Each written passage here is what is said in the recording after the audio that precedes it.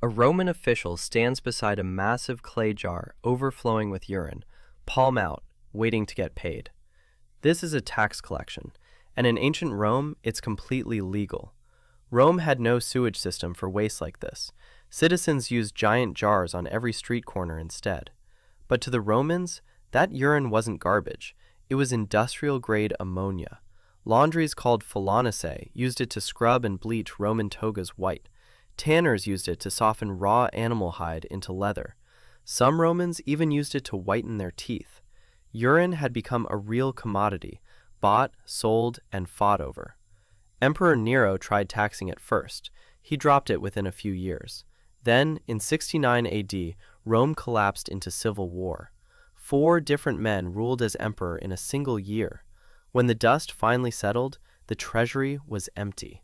The man left standing was Vespasian. He was about to start building Rome's most famous landmark, the Colosseum, and needed cash from anywhere he could find it. So around 70 AD, he brought the urine tax back, permanently. It wasn't a charge to use the toilet. It was a tax on the businessmen who bought the urine to run their shops. Tax collectors stood at the jars, checking exactly who walked away with a full bucket. His own son, Titus, was disgusted by the whole idea. So Vespasian picked up one of the very coins the tax had earned. He held it under his son's nose. "Does this smell?" he asked. Titus said no. Vespasian replied, "And yet, it comes from urine." His name never washed off either. In France and Italy today, the word for a public urinal is still Vespasian. Years later, Titus finally became emperor himself, and the first thing he did was repeal his father's urine tax.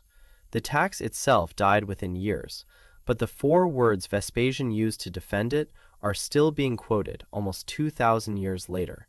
Pecunia non olet. Money doesn't stink.